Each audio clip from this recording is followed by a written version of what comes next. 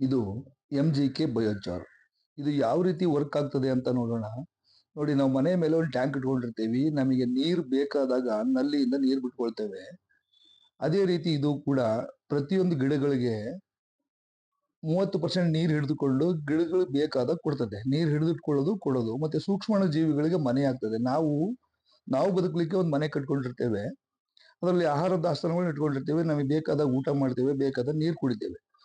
ಗಿಡಗಳು ಅಷ್ಟೇ, ಅವಕ್ಕೆ ನೀರು ಸಿಗ್ಲಿಲ್ಲ ಅಂದಾಗ ಬಾಳ್ತವೆ. ಈ 30% ನೀರಿನ ಅಂಶ ಭೂಮಿ ಕೆಳಗಡೆ ಇದ್ದಾಗ ಪ್ರತಿಯೊಂದು ಗಿಡಗಳಿಗೂ ಒಂದೊಂದು ಮನೆ ಆಗ್ತದೆ. ಒಂದು ಗಿಡದ ಕೆಳಗಡೆಗೆ ಒಂದು ಮನೆಯಾದಾಗ ಸೂಕ್ಷ್ಮಾಣು ಜೀವಿಗಳು ಅದರಲ್ಲಿ ವಾಸ ಮಾಡ್ತವೆ, ಎರೆಹುಳುಗಳು ಹೆಚ್ಚಾಗ್ತವೆ, ಮೈಕ್ರೋ ಆರ್ಗ್ಯಾನಿಸಮ್ ಚಟುವಟಿಕೆ ಜಾಸ್ತಿ ಆಗ್ತದೆ. ಆಗ ಮಣ್ಣು ಲೂಸ್ ಆಗ್ತದೆ, ಬೇರುಗಳು ಆಳಕ್ಕೆ ಇಳಿತವೆ.